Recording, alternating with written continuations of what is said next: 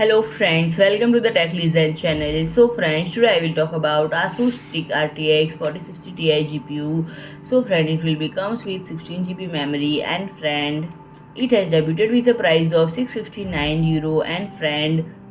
ROG STRIX graphics card give gamers high performance option for building out their PCs in style, and it enters the fray with 16 GB of GDDR6, double the amount offered in our standard ROG STRIX RTX 4060 Ti, and that increased VRAM capacity will help you avoid memory bottlenecks as you crank up graphics setting to ultra in latest AAA titles, and it will help future-proof your purchase as you look forward to the next generation of games.